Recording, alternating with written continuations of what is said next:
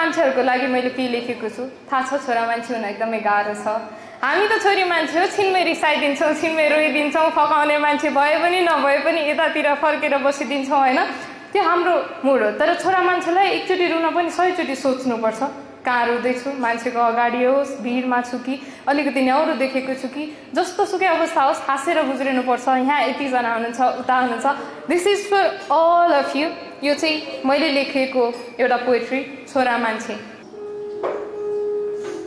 छोरा मान्छे सुन न, आज मनैदेखि एउटा कुरा भन्छु नि ल, जिन्दगीको यात्रामा तिम्रो सहयात्री बन्छु नि ल।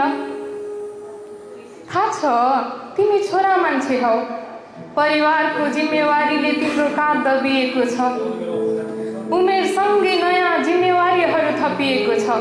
तर तिमी हिम्मत नहार्नु ल, अरूको खुसीको लागि आफ्नो खुसी अलपत्र नपार्नु ल, सबैको रहर पुरा गर्न आफ्नै रहर नमार्नु ल।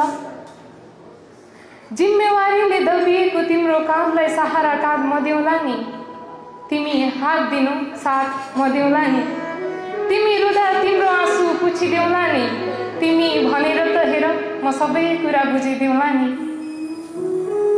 तिमी मलाई माया दिनु बदलामा म तिमीलाई खुसी देउला नि। दिनभरिको थकानले ज्यान भारी हुँदा त्यो शिर मेरो काखमा राखी निदाउनु है, दिनभरिको थकानले त्यो शिर भारी हुँदा तिमी मेरो काखमा त्यो शिर राखी निदाउनु है, तिमीलाई हाँसेको सुहाउँछ, तिमी हाँसेरै जिन्दगी बिताउनु है। पीडाले त्यो मन भक्कानिदा मलाई अङ्गालो हाली रुनु ल, म भन्दिनँ छोरा मान्छे भएर नि रुन्छ भनेर। पीडाले त्यो मन भक्कानिदा मलाई अङ्गालो हालेर रुनु ल, म भन्दिनँ छोरा मान्छे भएर नि रुन्छ भनेर। म भन्दिनँ कि छोरा मान्छे भएर नि रुन्छ भनेर, किनकि मलाई थाहा छ छोरा मान्छेको पनि मन हुन्छ भनेर।